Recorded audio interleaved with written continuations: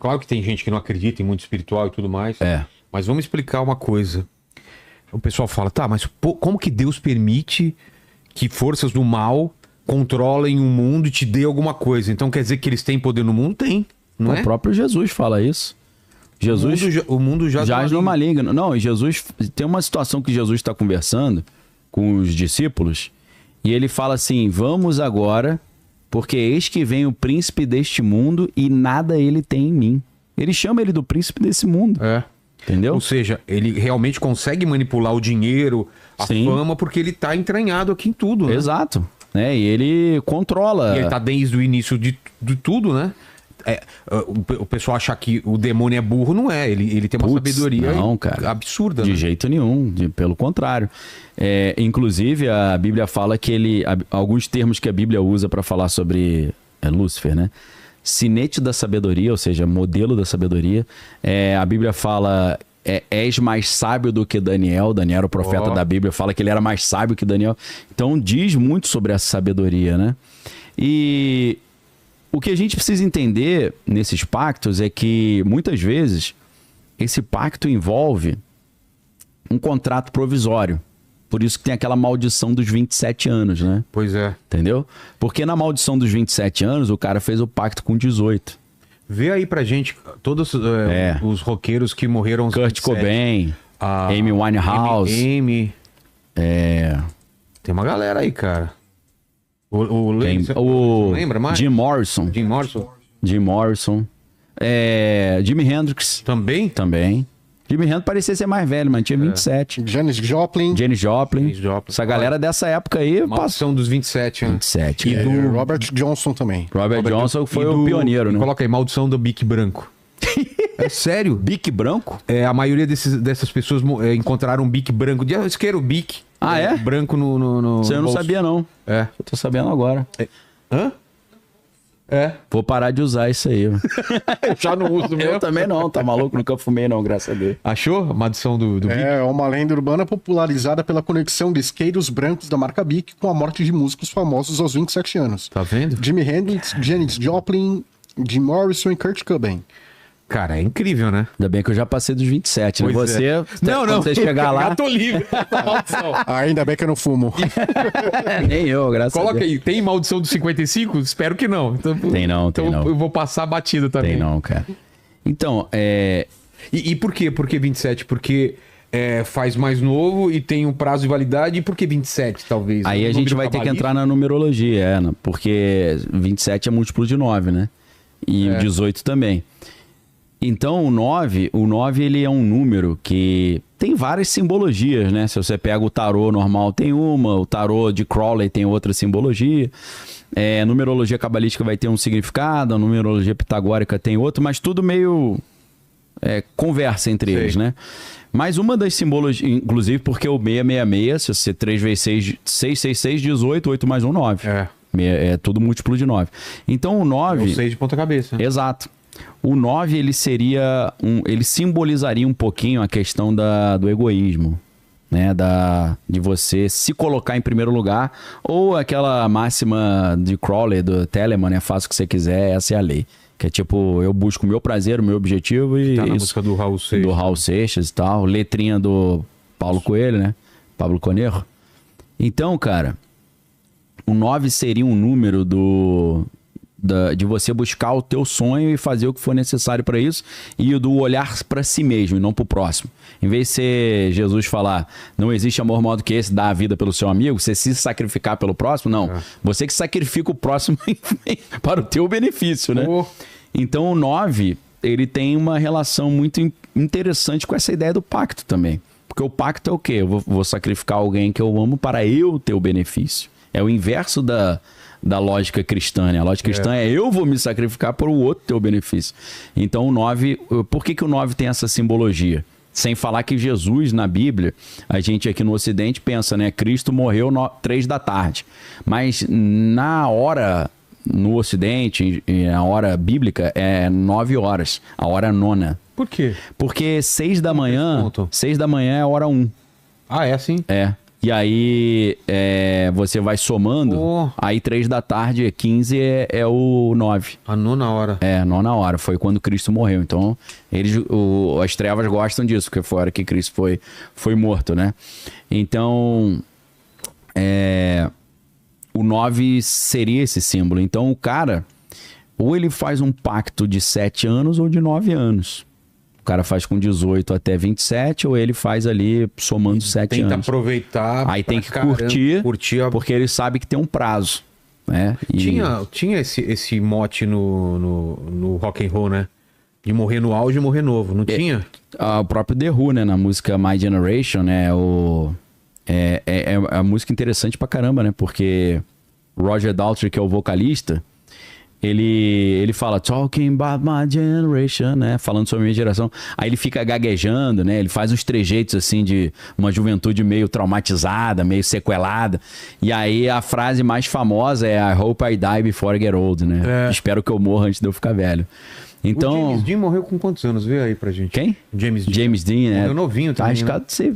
James Dean já tem uma lenda urbana de que ele foi assassinado, né? Não foi acidente de carro? Acidente de carro que sabotaram o carro dele. Ah, é? Até com o JK aqui, o Juscelino Kubitschek, tem essa lenda também. Mas no caso dele seria por quê? No caso dele é macartismo, né? O FBI, porque eles eram envolvidos com o Partido Comunista na época, né? Então tem essa história também, né? Do James Dean. Achou alguma coisa aí? Daqui a pouco é 9 horas, 24 anos. Hã? 24 anos. Isso aí foi mais cedo. Aqui, né? Daqui a pouco é 9 horas. 9 horas, né? Fica esperto aí. 9 horas eu não fico preocupado. Tô preocupado com 10 horas, né? Que é estreia o Stranger Things aí, né? Preocupado é com 3 horas da manhã. Também. Falam que é o horário do diabo, né? Então, por quê? Porque você tem o espelho. Sabe a cruz invertida? Sim. 3 horas da tarde, Jesus morreu. 3 horas da manhã. 3 da manhã, o mal sobe. Entendeu? É tudo invertido, né? É tudo no espelho.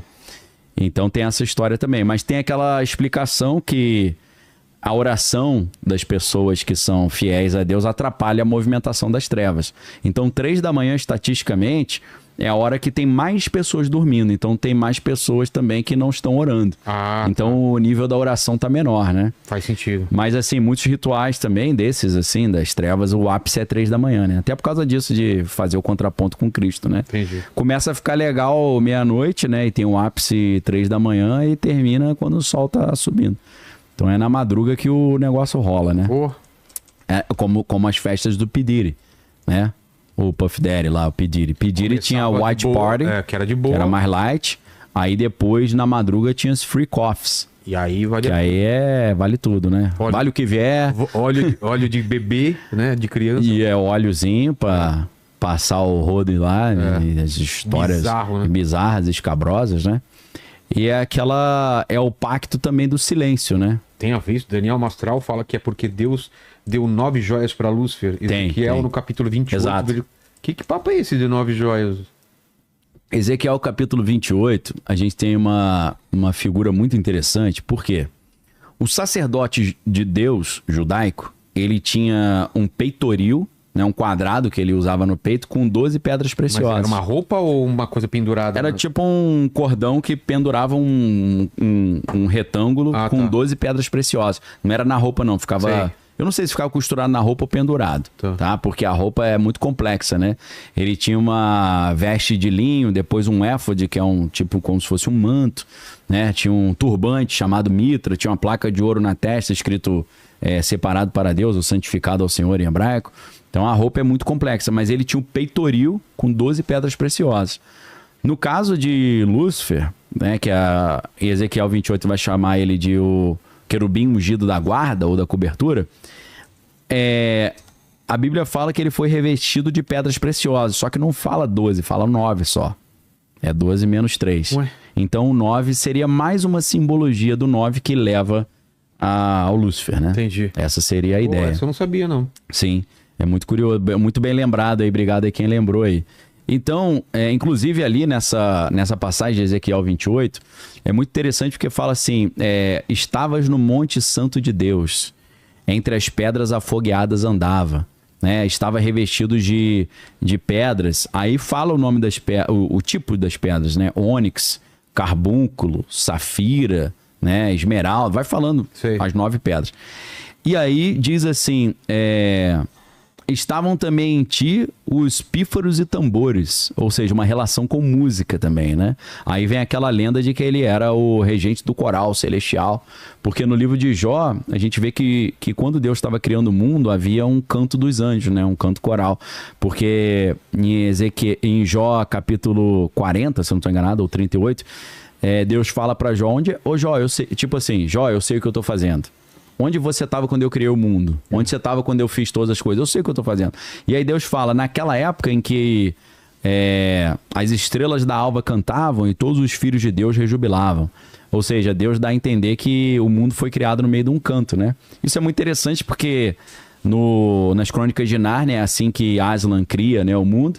Aí, ó, o peitoril. Ah, cara. Entendeu? 3 vezes 4, ali tem 12. É amarrado do lado e em cima, assim. Lúcifer. E o turbante que você fala é aquele chapéu, meio aquele? É um turbante diferente? É assim? um turbante com uma placa de ouro na frente, em cima, como se fosse uma coroa. E estava escrito em hebraico Kodesh Lei Yehovah, que eles é separado. abandonaram essas vestimentas ou tem alguns ainda que usam essas vestimentas Então, cara, antigas? aí que tá a questão. Isso aí é o sacerdote, né? Mas daquela época de Jesus, não é? Ou não? Desde a época de Moisés. Ah, tá. Moisés que recebeu de Deus essas orientações e Arão, irmão de Moisés, foi o primeiro sacerdote. Na época de Moisés, você tá falando 1.200 anos antes de Cristo. Só que aí o que acontece? Esses caras trabalhavam no templo, né?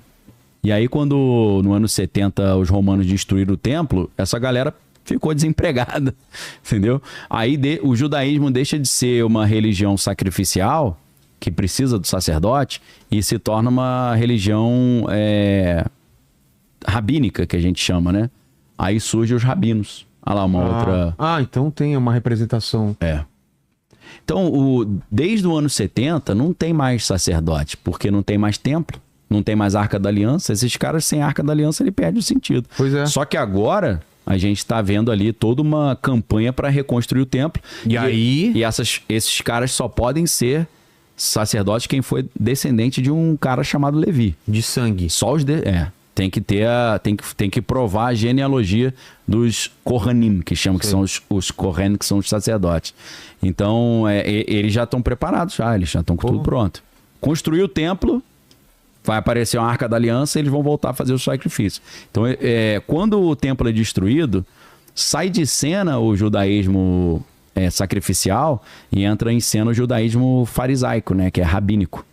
Porque a galera não comenta isso, mas o rabino é o fariseu. O fariseu é o rabino, entendeu? O fariseu, ele atua na sinagoga. O sacerdote atuava no templo. Sinagoga não é templo. Entendeu? Sinagoga é tipo de Sinagoga é um centro de cultura, tipo a casa de arte que você tinha lá, a escola de arte que você tinha. A sinagoga é uma escola de estudos. Tá. O templo é o lugar onde você faz o sacrifício, que tem a religião sacrificial. Então aí, com a destruição do templo, surge o judaísmo rabínico. Então é o rabino que vem à frente. O rabino não precisa usar essa roupa. O rabino não é de ascendência levítica, né? Então é outro departamento. Mas um outro aspecto interessante do pacto é que muitos pactos eles envolvem aquele que recebe os benefícios se transformar num propagandista de uma doutrina das trevas, né? O cara tem que virar um apóstolo daquela doutrina. Ele tem que... é como se fosse um patrocínio, né? Você imagina assim, né? Divulgador. O surfista, ele ganha um patrocínio, ele tem que botar o adesivo na prancha. E usar o boné. O bonezinho. O bonezinho sempre. Aí você vê, né? Tá na entrevista, o cara tá com aquele boné. Tá com o bonezinho. Então, em vez de o cara tá com o bonezinho da Adidas, o cara tá com o boné do Lúcifer. Você já viu hoje em dia goleiro quando vai posar pra foto do lado dos jogadores como ele fica? Não. Com a luva assim, porque o patrocínio tá na luva, não reparei, né? não. Pode ver. Entendi. Às vezes você acha estranho o goleiro assim, o patrocínio tá pra dar uma moralzinha pra luva, né? Não, agora, depois de um tempo, os caras botaram as propagandas no microfone, né? Que o cara senta, já tá tudo... Tem 1 milhão de propagandinhas atrás, né? Tem várias. Então, cara, essa lógica do patrocínio é muito semelhante à lógica de alguns pactos também. Porque o cara fala assim, meu irmão, eu vou te levar ao esplendor da glória, mas você tem que divulgar minha mensagem. E aí você começa a ver o ocultismo cada vez mais ganhando espaço na cultura. E isso começa lá... Cara, é engraçado porque ele tá tão permeado hoje em dia que a galera vai achando cada vez normal. Normalizou total, né? Você normaliza de um jeito assim... até o nome das entidades, né? Você chega na Marvel, você tem Azazel, por exemplo. Pois é. Né? Você tem todas essas figuras. E nem todo filme ou seriado mostra a consequência do pacto depois, né? Só o ganho Exato. do pacto, né? Porque a maioria desses pactos são pactos com prazo fixo. E quando termina, o cara até, em alguns casos, ele consegue renovar o pacto. Pois é. Aquilo que o Bob Dylan tava falando, que eu tô tentando estender o prazo... É porque ele, tipo assim, se ele parar de fazer a propaganda, ele morre. Ou definha, né? Ou definha e tipo Maradona, né? Pois é. A carreira do cara acaba. Agora, no esporte, cara, é muito interessante também, porque você vai vendo que tem alguns momentos assim, que o cara do nada ele dá uma caída. Do nada, parece que as coisas não dão mais certo. Ele não consegue mais fazer as coisas. Ou porque o pacto acabou, ou porque ele não cumpriu algum compromisso, entendeu? Sim. Então a gente vê várias histórias assim estranhas nesse sentido, né? Que é isso? Não, mas é uma imagem que tem ele fazendo um pacto no chão, assim, na beira do gramado. Porque dizem que o Abel fez pacto, cara. Porque tem isso? Ele ganhava tudo durante um tempo, né? Então, né? E falavam que ele fez o pacto, não sei o quê. Aí quando o Corinthians ganhou do Palmeiras, falam que o pacto foi quebrado. Não, é verdade. Rola essa lenda. Não, é meio meme, né? Sim. Mas tipo, a galera fala, o pacto foi quebrado. Toda hora a galera ficava... Achou essa daí dele fazendo um... Eu achei em tamanho menor, eu vou procurar uma maior. Tem ele, tipo, na beira do gramado, como se estivesse fazendo um círculo sagrado, sabe? Claro que é meme, né? Então, cara, aí você pega, por exemplo, Denzel Washington. Tem várias histórias. Não, mas o Denzel Washington é cristão, né? Depois, né? Depois. Porque depois o cara tenta correr atrás do prejuízo, né? Porque agora ele só fala nisso, né? A ideia é que o Denzel Washington, ele teria que ter sacrificado o filho. O filho é ator, né? Esqueceram, não sei o que lá, Washington. Ele fez o Tenet, por exemplo. O filho? O filho do Denzel Washington. Aquele cara o personagem principal é filho dele? Isso, e ele fez aquele filme que acho que é The Creation, que é negócio de inteligência artificial, é o filho dele também. O filho dele... Os caras também, velho. Mas o que ele faz na grama? Ele faz o que na grama? Não, ele fica às vezes fazendo uns desenhos tático. Esquema? Entendi. Vacilo, né? Ô, Abel, queremos você aqui, hein? Isso aí é português, então, né? Então a gente não vamos parar de falar mal de português, né? Que já falou que a seleção verdade, de Portugal. Né? Vai não, isso aí. Melhor, é sem pacto. Não melhor pacto técnico do Brasil atualmente, é ele. Mas de longe. Então. Você vê a que ponto chegamos, né? O Brasil, que sempre se vangloriou de ter o melhor futebol, o melhor técnico não é daqui, né? É gringo, né? Pô, a que ponto chegamos, né? Quase que a gente teve uma camisa da seleção vermelha, né? Você quer o quê? E o técnico agora também não é brasileiro, o atual técnico da seleção. Também? Quem que é? Ele é italiano, né? Italiano. Você vê como é que é a decadência, né? Dos nossos talentos, né? Acho que o pacto do Brasil passou da validade, né? Se o Brasil tinha algum pacto. Né? E o pessoal tá falando aqui uma coisa também. E tem gente que pra desfazer um pacto que alguém fez, faz outro pacto, né? O que é pior ainda, né? Exato, né? Então é você tapar o sol com a peneira, né, meu irmão? Ou enxugar gelo, porque aí só vai... Mas no final, vamos falar como... Desfazer. Como desfazer pacto, lógico, né? Pô, claro. Assim, uma pergunta extremamente pertinente, Vilela, inclusive, que bom que você falou. Haveria algum nível de pacto que seria impossível de ser desfeito até por Deus? Ah, tá. Existem algumas situações complicadas. Não porque Deus não teria o poder, mas porque o próprio Deus coloca um limite. Mas como assim, Daniel? Vamos supor que para você fazer um pacto com Deus, você precisa se santificar. Você precisa abandonar o pecado. Para você fazer um pacto, para você fazer um pacto com as trevas, você precisa pecar. Entendeu? Ao contrário. É o contrário. Você peca, você se afasta de Deus. Exato. Aos prazeres, né? Inclusive, eu tenho um conhecido, eu não vou falar o nome dele nem o nome da ordem com a qual ele se envolveu, mas ele falou assim comigo, né? Cara, o primeiro exercício que a gente fazia para entrar nessa ordem era a gente fazer um exercício para perder o medo de Deus. Aí eu falei, mas pra que isso? Ele falou, porque a gente teria que fazer coisas tão abomináveis que a nossa consciência pesasse. Falei, cara, isso aqui é errado. Deus vai me punir, mas eles faziam um exercício de quase que de alienação mental, de pensar, Deus não vai me punir, né? Não, mas se não você vou ter for medo de Deus. pensar, a cultura pop, tudo leva muito na brincadeira pra... Ah, eu quero ir pro inferno, lá tem festa, tem bebida. Pô, exato, cara, muito mais legal. O céu deve ser chato, né? É uma coisa que meio vai entranhando e você fala, quer mesmo. Quem quer ir pro céu, só tocando, os anjinhos tocando harpa, né? Monótono isso pra vai caramba. entrando na cabeça da galera, Vai né? entrando. O lugar bom é no... Músico, os caras, tudo, zoeiro, estão tudo no inferno, não estão no céu. Cara, se eu não tô enganado, é no filme Desconstruindo Harry, do... Ah, eu sei do...